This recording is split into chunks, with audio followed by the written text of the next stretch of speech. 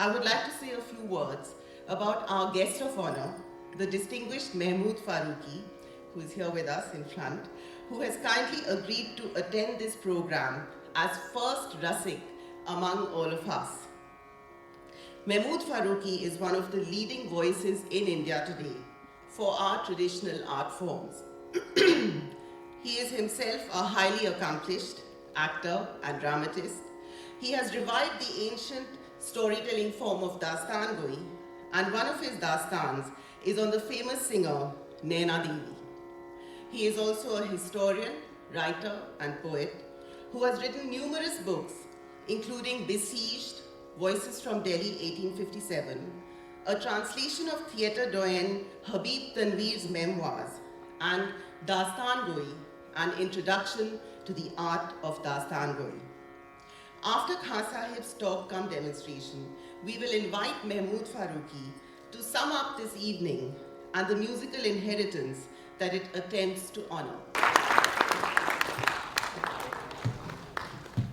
बहुत शुक्रिया हाज़रीन, इतनी पुरतासीर गायकी और इतना जिसको कहना चाहिए ज़हीन गुफ्तगू के बाद से मुझे हीच मदान को यहाँ खड़े करने का कोई मतलब नहीं है, लेकिन सुरन्या की बात को टालना बड़ा मुश्किल काम है, इसलिए मैं यहाँ हूँ मौजूद। और मेरे जैसे कंसुरे का यहाँ होना संगीत की महफिल में बतौर एक रसिक, तो मुझे एक छोटी सी कहानी याद आती है। इंतज़ार हुसैन साहब उर्दू के अजीम तरीन राइटर्स में से एक, जिन पे ऊपर मैंने एक किताब लिखी हाल में, तो वो एक किस्सा लिखते हैं अपने अफसाने ज़र्द कुत्ते में। ज़र्द कुत्ता उनके अफसाने का नाम है। उसमें एक किस्सा उन्होंने रकम किया कि एक बादशाह के दरबार में एक आया आदमी और उसने कहा कि भाई मुझे कोई पूछता नहीं। उसने कहा तू कौन है? उसने कहा मैं दानिश्वर हूँ, यानी मैं इंटेलेक्चुअल हूँ। तो बादशाह ने कहा अरे तुझे कोई नहीं पूछता, मैं तुझे माल व असबाब दूंगा। उसने खूब माल इनाम दिया उसको। अगले रोज़ फिर एक आदमी आया, कहने लगा तू कौन है? कहने लगा मैं भी दानिश्वर हूँ। तो बादशाह ने उसको भी इनाम दिया। इस तरह रोज़ कोई ना कोई आता गया, दानिश्वर इनाम पाता गया। बादशाह बड़ा खुश हो रहा था। तो एक दिन उसका वज़ीर जो है बड़ी ठंडी सांस लेके उसने जो है वो कहा बहुत अफसोस की बात है। बादशाह ने कहा क्या अफसोस की बात है? उसने कहा तेरी सल्तनत से दानिश्वर ख़त्म हो गए। उसने कहा क्या बात कर रहे हैं, रोज़ मेरे यहाँ दानिश्वर आते हैं और रोज़ इनाम ले जाते हो, तुम कह रहे हो मेरी सल्तनत से दानिश्वर ख़त्म हो गए। तो वज़ीर ने कहा जहाँ सब दानिश्वर हो जाएँ वहाँ कोई दानिश्वर नहीं रहता, जहाँ सब गधे हो जाएं वहाँ कोई गधा नहीं रहता, जहाँ सब रसिक हो जाएं वहाँ कोई रसिक नहीं रहता, और जहाँ सब दास्तान गो हो जाएं वहाँ कोई दास्तान गो नहीं रहता। तो वही कुछ मामला मेरा है। लेकिन बहरहाल दो चार बातें जो मैंने पढ़ी हैं लोगों से और सुनी हैं उनको आपके सामने रखूँगा। तो ख्याल की बात है और बड़ा उम्दा शेर, दो शेर मुनीर नियाज़ी के मुझे बहुत पसंद हैं। ख्याल जिसका था मुझे ख्याल में मिला मुझे, ख्याल जिसका था मुझे ख्याल में मिला मुझे, सवाल का जवाब भी सवाल में मिला मुझे। और हर एक सख्त वक्त के, हमारे आज के बारे में शेर है, हर एक सख्त वक्त के बाद और वक्त है, हर एक सख्त वक्त के बाद और वक्त है, निशान कमाले फिक्र का ज़वाल में मिला मुझे। इसी मज़मून को मुनीर नियाज़ी ने एक बार और बांधा, कई जगह बांधा है। एक और दरिया का सामना था मुनीर मुझको, एक और दरिया का सामना था मुनीर मुझको, मैं एक दरिया के पार उतरा तो मैंने देखा। यही मजमून मुनीर नियाज़ी के 300-400 बरस पहले फैज़ी बांध चुका है। कस न गोयदम अज मंजिल आखिर खबरी, कस न गोयदम अज मंजिल आखिर खबरी, यानी मंजिल की खबर जो हमारे पहुंचने की जगह है उसकी खबर कोई नहीं देता कि वो मंजिल कहाँ पे है, कहाँ तक हमको चलते जाना है। कस न गोयदम अज मंजिल आखिर खबरी, सद बयाबां बुगज़श्त और दिगरे दरपेश अस्त, कि मैं सैकड़ों बेयाबानों और रेगिस्तानों से गुजर चुका हूँ और अभी एक और बयाबान मेरे सामने है। पता नहीं कितने बयाबानों से मुझे गुजरना है, تب جا کے کہیں کوئی منزل ہوگی یا نہیں ہوگی معلوم نہیں، کیونکہ اس منزل سے لوٹ کر کبھی کسی نے کوئی خبر نہیں دی۔ اسی شعر کے اس مضمون کو دوسرے رنگ سے یہ فاروقی صاحب نے مجھے دونوں شعر سنائے تھے۔ استخواہائے سالکہ نگذاشت رہروا را براہ بر محتاج۔ اس شعر کو انہوں نے ٹی ایس ایلیٹ کے ریٹس ایلی سے موازنہ کرتے ہوئے مجھے بتایا تھا کہ راہ میں پڑی ہوئی جو ہڈیاں ہیں، جو سالکوں کی ہڈیاں ہیں، جو سادھک تھے، جو اس راہ کے سادھک تھے، صوفی بھی تھے، یوگی بھی تھے، سنگیتজ্ঞ بھی تھے، کلاکار بھی تھے، اس راہ میں جو چلے ہیں سادھنا کی راہ میں، صرف ان کی ہڈیاں بچی ہیں، اس کے علاوہ راستے کا کوئی نشان نہیں۔ استخواہائے سالکہ نگذاشت رہروا را براہ بر محتاج، لیکن ان ہڈیوں کی وجہ سے اس راہ کے چلنے والوں کو کسی راہبر کی ضرورت نہیں ہے، کیونکہ راستے کی ہڈیاں راستے کا بتا دیں۔ اب اس شعر سے کئی باتیں نکلتی ہیں۔ جو اس راستے پہ چلتا ہے وہ منزل کو نہیں پہنچتا، صرف وہ یہیں پہ چور ہو جاتا ہے، ڈھیر ہو جاتا ہے، صرف اس کی ہڈیاں بچتی ہیں۔ مگر وہی ہڈیاں راستے کا نشان ہے، پھر بھی ہم کو اس راستے پہ چلتے جانا ہے، کیونکہ ہمارے پاس چلنے کے علاوہ کوئی چارہ نہیں ہے۔ اور چلنے کا یہی طریقہ ہے کہ جو ہم سے پہلے گئے ہیں ان کا یہ حشر ہوا ہے، یہ جانتے ہوئے بھی ہم کو چلنے جانا ہے۔ یہ سادھنا کا مارگ ہے، یہ راستہ ہے چلنے کا، یوگی کا، صوفی کا۔ اب بات یہ ہے کہ اسی ایک مضمون کو، اسی ایک خیال کو بہت سے شاعروں نے باندھا، ایک ہی خیال تھا، اور کچھ شاعروں نے ایک ہی خیال کو، اسی ایک خیال کو بار بار باندھا، اسی مضمون کو بار بار باندھا۔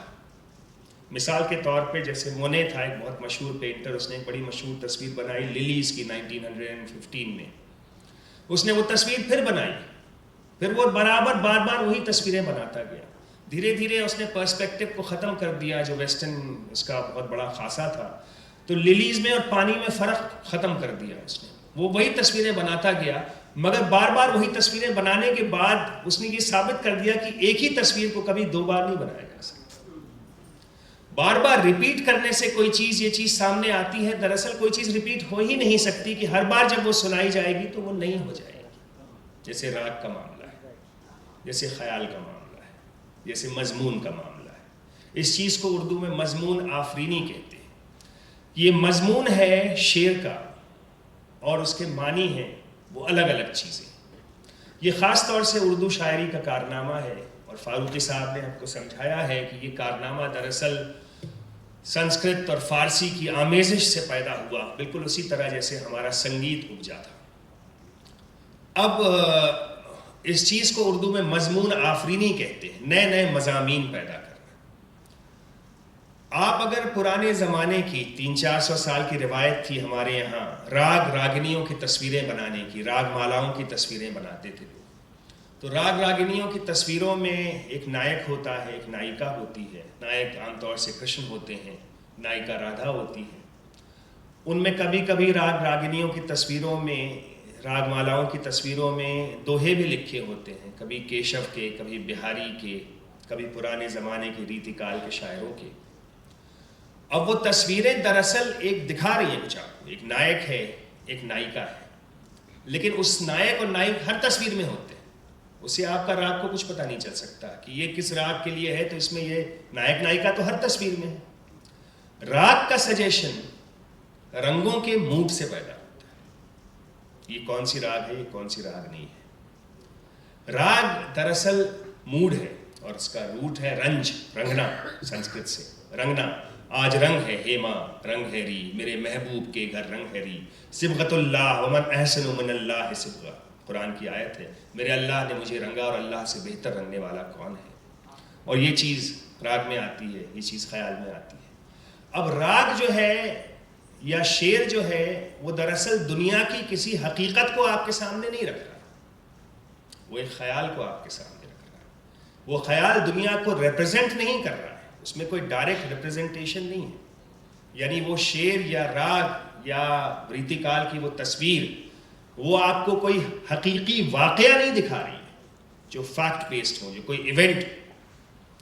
اردو شاعری میں جب شاعر اعلان کرتا ہے عشق کا، تو ضروری نہیں ہے اور بیشتر بلکہ وہ کسی حقیقی عشق کا بیان نہیں کر رہا، وہ عشق کے آئیڈیا کا بیان کر رہا ہے.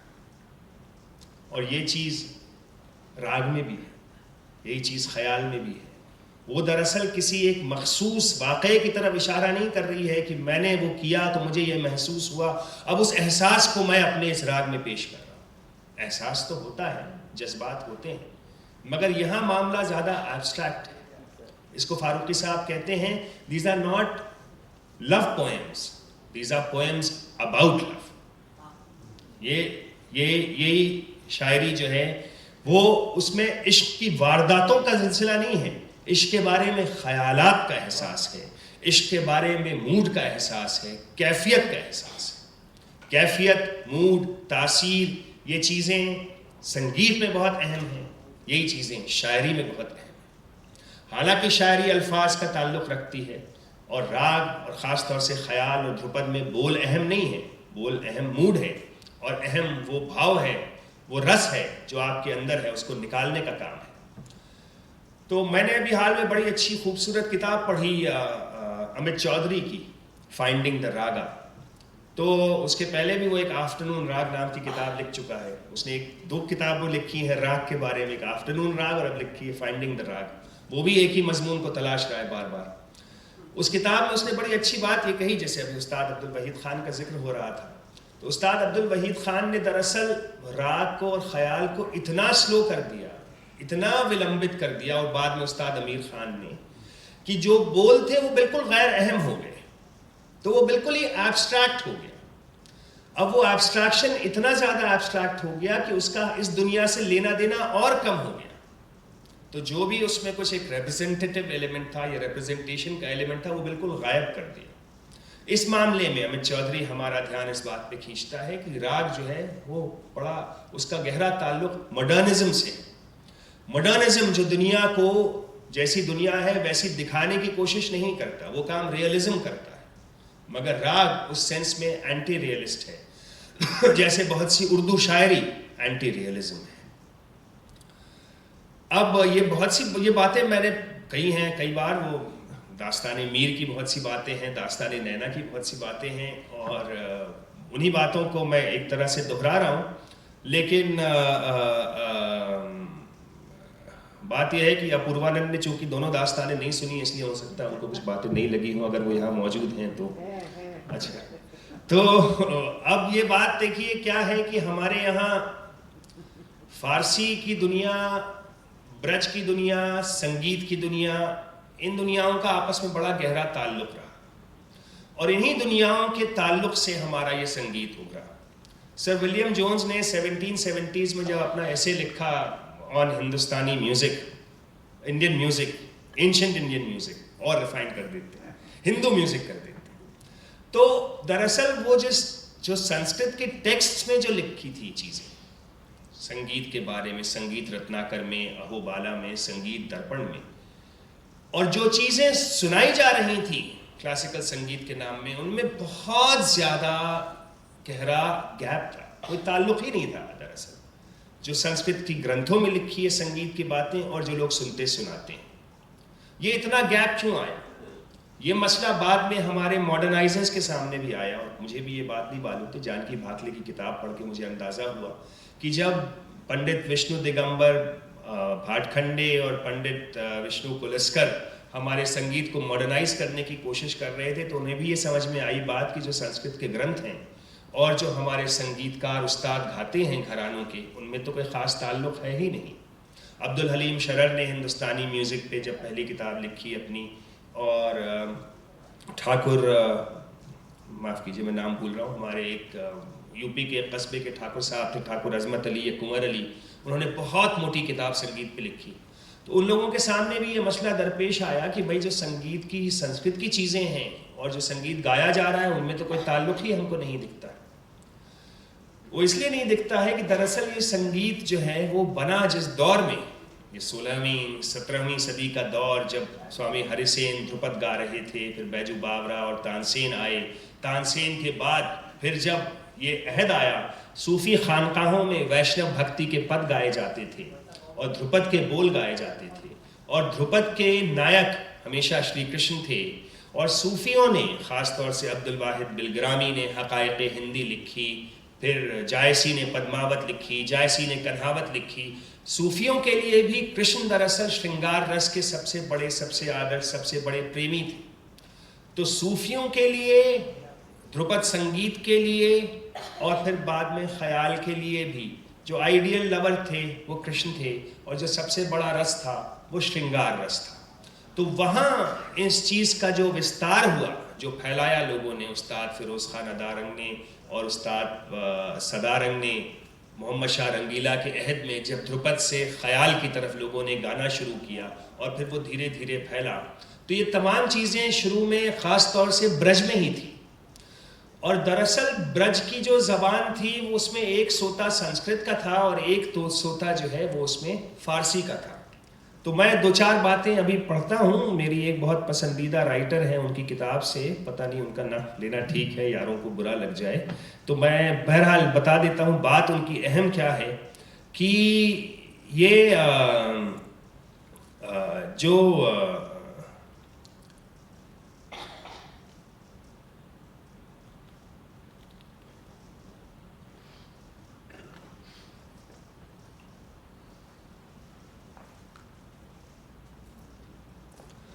so devotional themes and practices derived from yoga and Vaishnava Bhakti had an enormous influence on Indian Sufism during the Sultanate period. 16th and 17th century performances of Hindu devotional songs in Sufi Sama gatherings was popular throughout northern India. Vishnupad of Tulsi and Surdas and Kabir was sung in these khanqahs. Manuchi, a traveler in Aurangzeb's time in India, he names 33 superintendents of singers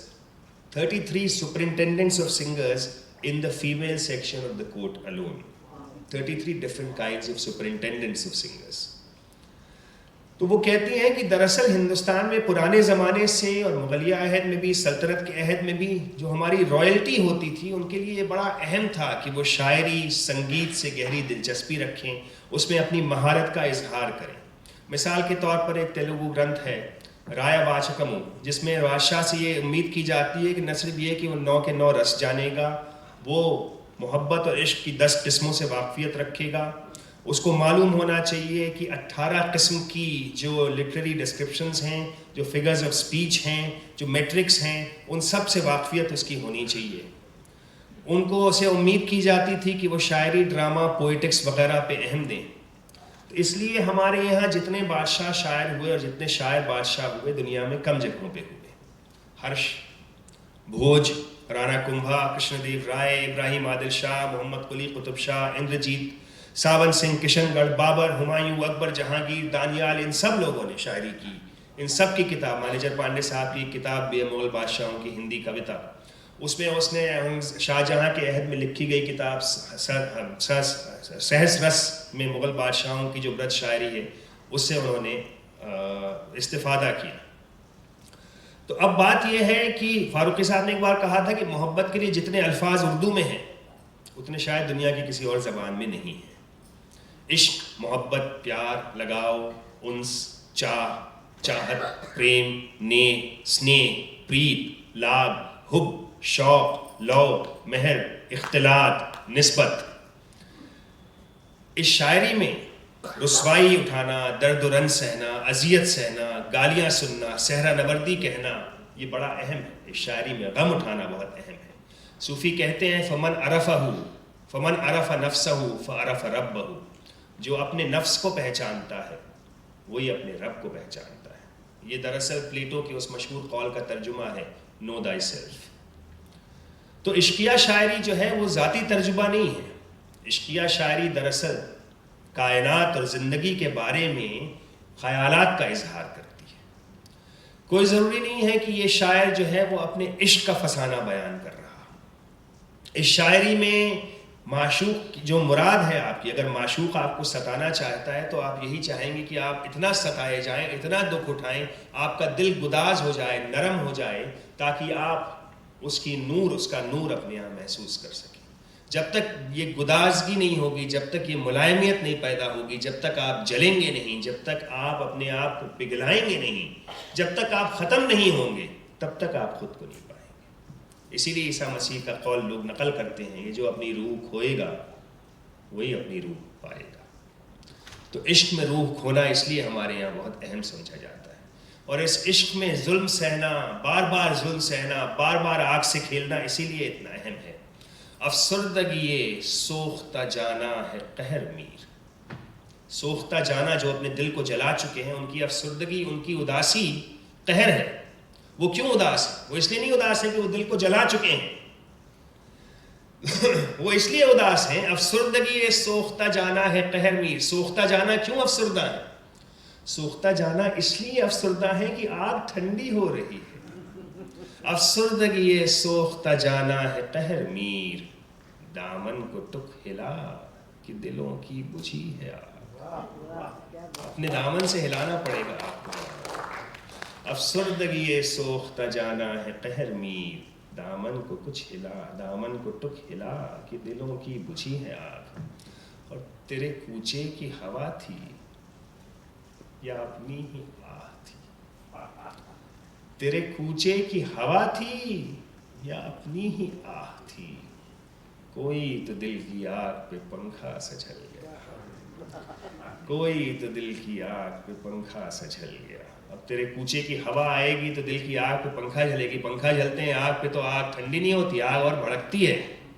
اپنی آہ سے بھی وہی تاثیر پیدا ہوتی ہے کہ آگ بھڑکتی ہے. اسی لیے کہا جاتا ہے کہ سر آہ سردناک بتاثیر یک مصرع اونست, کہ سینکڑوں آہوں کی تاثیر ایک مصرے میں ڈال دی جائے تب بات پیدا ہوتی ہے. یہ شاعری تب پیدا ہوتی ہے. تو اب میں یہ جو عشق حجازی ہے, دنیا کا عشق ہے, اس کو کہتے ہیں المجاز قنطر الحقیقت. یہ مجازی عشق جو ہے یہ حقیقت کی طرف لے جانے کا عشق ہے. یہ دنیا کا عشق وہ حقیقت کی طرف لے جاتا ہے, اس کی طرف لے جاتا ہے. اب یہ جو بات ہے کہ ایک ہی کام کو بار بار کرنا, ایک ہی مضمون کو بار بار برتنا, ایک ہی راگ کو بار بار گانا, ایک ہی سور کو بار بار اٹھانا, ایک ہی پیٹرن کو بار بار بنانا, ایک ہی جالی کو عمارتوں میں بار بار بناتے جانا, قالین میں ایک ہی چیز کو بار بار بنتے جانا. ہماری تمام ودھاؤں میں آپ دیکھیں گے تو ریپیٹیشن پہ بہت زور ہے. ہمارے یہاں رام نام بھی بار بار جپتے ہیں, ہمارے یہاں ذکر بھی بار بار کرتے ہیں. ایک ہی چیز کو بار بار کرتے ہیں, بار بار کرتے ہیں, بار بار کرتے ہیں, کرتے جاتے ہیں. وہ کرتے جانے کے عمل کے بارے میں بہت خوبصورت بات ایک اپنے بہت مشہور ایسے دا اسٹوری ٹیلر میں کوٹ کی ہے والٹر بینجامن نے, پال والری کو کوٹ کرتے ہوئے. The intellectual picture of the atmosphere of craftsmanship from which the storyteller comes has perhaps never been sketched in such a significant way as by Paul Valery. He speaks of the perfect things in nature, flawless pearls, full-bodied, mature vines, truly developed creatures, and calls them the precious product of a long chain of causes similar to one another. The accumulation of such causes has its temporal limit only at perfection. This patient process of nature was once imitated by men. Miniatures, ivory carvings, elaborated to the point of greatest perfection, stones that are perfect in polish and engraving, lacquer work, or paintings in which a series of thin, transparent layers are placed one on top of the other. All these products of sustained, sacrificing efforts are vanishing, and the time is past in which time did not matter. Modern man no longer works at that which cannot be abbreviated. تو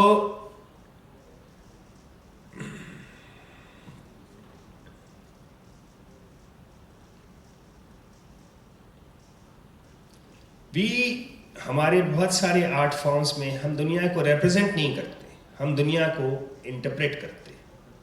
اور ہماری روایتوں میں ایک تسلسل اس وجہ سے ہے, لوگ یہ عام طور سے سمجھتے ہیں کہ کچھ سنسکرت روایتیں تھیں اور کچھ فارسی روایتیں تھیں اور وہ الگ الگ دنیایں ہیں. دراصل ان دونوں دنیاؤں کے درمیان برج نے بڑا اہم رول ادا کیا, کیونکہ سنسکرت سے برج میں بہت ترجمے ہوئے. برج درباروں میں گائی جاتی تھی, موسیقی کی زبان تھی. برج میں فارسی سے ترجمے ہوئے.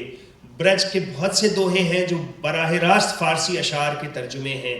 ایسی چیزیں کبیر میں بھی ملتی ہیں, ایسی چیزیں تلسی میں بھی ملتی ہیں. بہت مشہور رومی کا شعر ہے جو میں نے اپنی داستانوں میں بھی پڑھا ہے کہ صد کتاب و صد ورق در نار کن, روئے دل را جانب دلدار کن, کہ اپنی سینکڑوں کتابوں کو اور اپنے سینکڑوں کتابوں کے ورقوں کو آگ میں جھونک دو, اپنے دل کے چہرے کو اپنے دلدار کی جانب کرو. پوتھی پڑھی پڑھی جگموا پنڈت بھیا نہ کوئی, ڈھائی آخر پریم کا پڑھے سو پنڈت. رومی کا یہ شعر اور کبیر کا یہ شعر براہ راست ان کا تعلق ہے. اس لیے وہ برج میں آ کے وہ بہت ساری دھارائیں ملی. بہت سے فارسی رائٹرز نے خاص طور سے اورنگزیب کے عہد میں جو سنگیت پہ لکھ رہے تھے, برج کی نائکا بھید کے بارے میں چیزیں لکھیں, اور انہوں نے اپنی فارسی چیزوں میں وہ نیلی چیزیں برج میں شاعری کی. اب ایک بات میں آپ کا دھیان کھینچتا ہوں, یہ بات امت چودھری کہتا ہے کہ ان نارتھ انڈین پوئٹری دا بریز, ہوا یا نسیم, باد نسیم, is a metaphor for listening. This has been true from classical poetry and from Kalidas onwards. For Kalidas, the breeze in the Meghdoot does what sound does in a Ray soundtrack, signaling to the unseen. It might come in through an opening, maybe a window. In the Meghdoot, the breeze gives the Yaksh an immediate inkling of the beloved he can neither see nor possess. The breezes from the snowy peaks have just burst upon the leaf buds of deodar trees, and redolent of their oozing resin blow southwards. I embrace those breezes, fondly imagining they have lately touched your form, O perfect one. For me, this intimation of the invisible also works as an account of listening.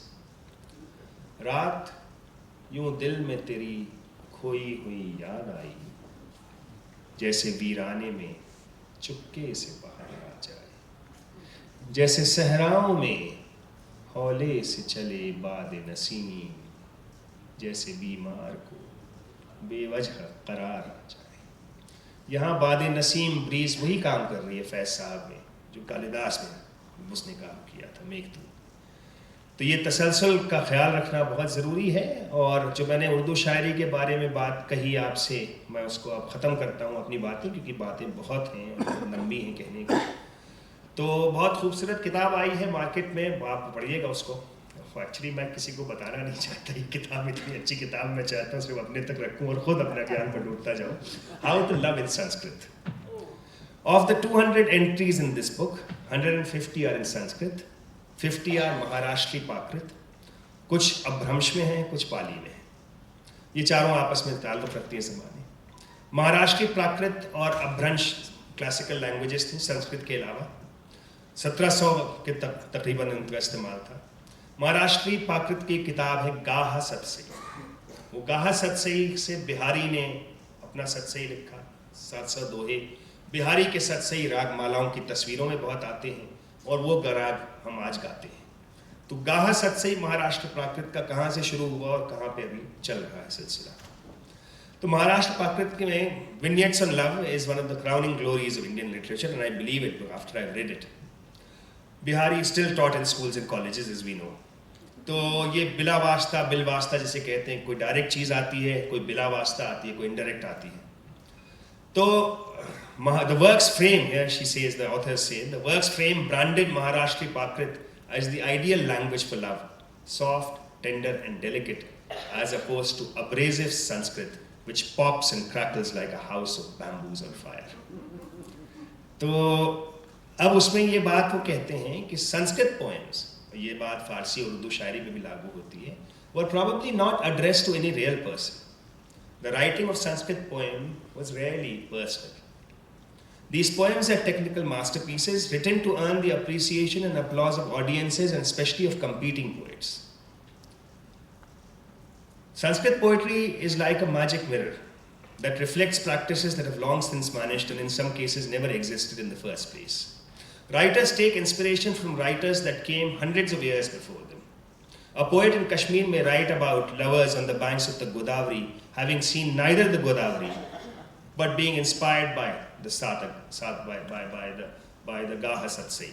اسی اردو شاعری میں دجلہ کا، فرات کا، سرو کا، بلبل کا، قمری کا بیان کرتے ہیں جو کسی نے کبھی نہیں دیکھا، کیونکہ اور شاعروں نے بیان کیا ہے، اس لیے ہم ان کو دوسرے شاعروں کی نقل میں بیان کر رہے ہیں. اس بات کو ایلیٹ نے ہی شاید کہا ہے کہ poems make other poems happen اور art makes art happen، جس کو رضا صاحب کہتے تھے.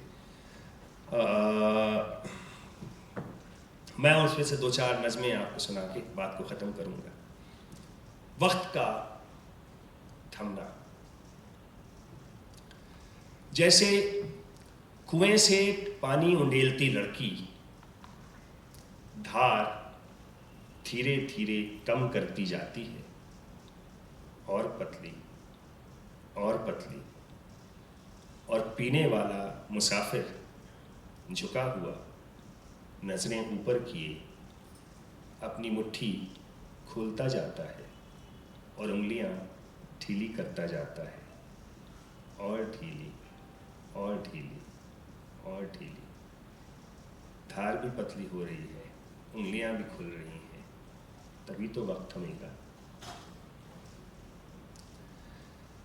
یہ نظم دھرم کرتی کی، یہ بدھ فلسفی پالی میں لکھتے ہیں.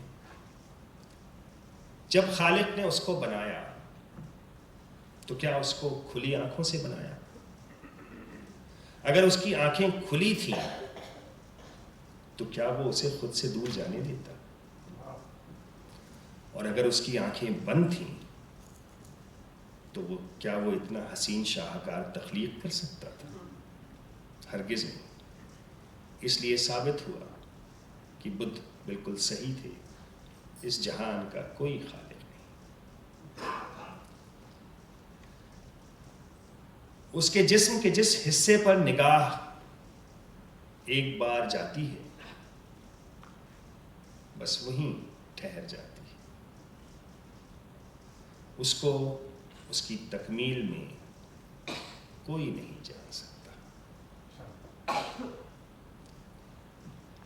اول اس کی اونچی چھاتیاں، پھر اس کی کمر کی وادیاں، پھر اس کے کولہوں کا نشیب.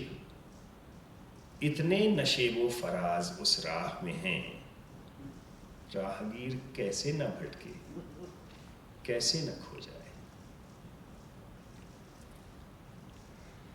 میں تم سے پیار کرتا ہوں، تم مجھ سے پیار کیوں نہیں کرتے؟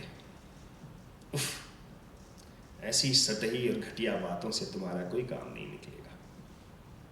اس سے کہو کہ دیکھو، کامدیو نے اپنے تیروں سے مجھے نیم مردہ کر دیا، پر میں اس بات کا شکر گزار ہوں کہ اس نے تمہیں کوئی نقصان نہیں پہنچایا.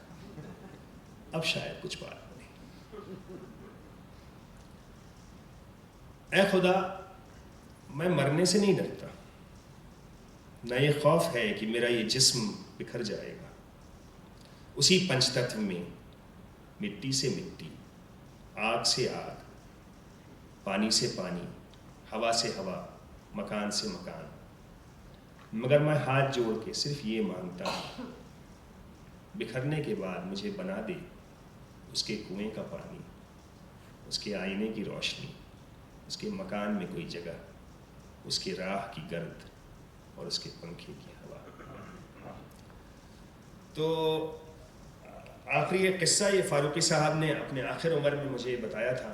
انہوں نے ایک ربائی لکھی تھی احمد آباد میں 1969 میں جب دنگے ہوئے تھے، اور اسی دنگوں کی وجہ سے رسولن بھائی کو احمد آباد چھوڑ کے دلی آنا پڑا تھا. پھر نینا جی نے ان کی کافی خدمت کی تھی، وہ میری داستان میں ہے، وہ آپ یوٹیوب پہ بھی آپ سن سکتے ہیں. تو فاروقی صاحب نے اس وقت کے اپنے احمد آباد کے دوستوں کے لیے، جو ادیب وہاں شاعر تھے، عادل منصوری تھے، محمد علوی تھے اور وارث علوی تھے، ان کے لیے ایک ربائی کہی تھی. اور بالکل اپنے آخری 3-4 دنوں کے پہلے انہوں نے ایک قصہ سنایا تھا کہ کیسے وہ ربائی آئی تھی. تو وہ قصہ یہ تھا کہ عبدالرحیم خانہ ایک بار احمد آباد سے گزر رہے تھے، تو انہوں نے دیکھا ایک تماشا سا ہے، ایک شخص کچھ تماشا دکھا رہا ہے. وہ قریب گئے تو دیکھا کہ ایک بوتل تھی اس کے پاس، اور اس بوتل میں ایک بوند بچی تھی جس کو وہ روکے ہوئے تھا، وہ بوند گرنے نہیں دے رہا تھا، اور وہی تماشا تھا، سب اس کو دیکھ رہے تھے.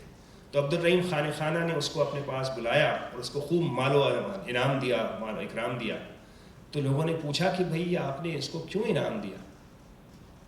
نے کہا بتائیے آخری بوند کس چیز کی تھی؟ نے کہا کس چیز کی؟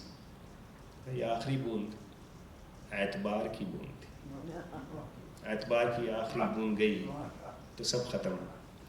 ایک بھیڑ ہے آندھی سی چلی آتی ہے, ایک بھیڑ ہے آندھی سی چلی آتی ہے, ایک تیغ حقارت ہے کہ لہراتی ہے. ایک بھیڑ ہے آندھی سی چلی آتی ہے, ایک تیغ حقارت ہے کہ لہراتی ہے.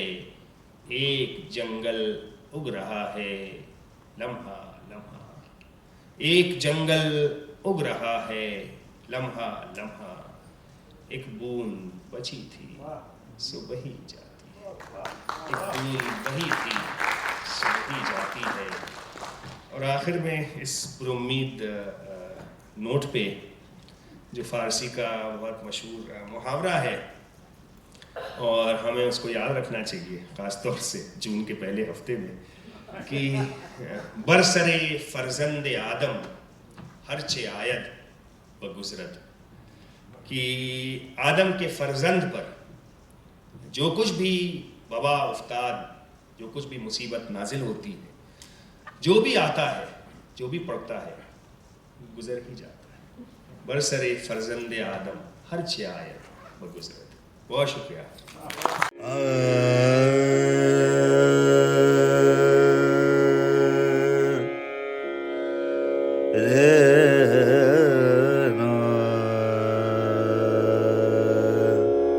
اے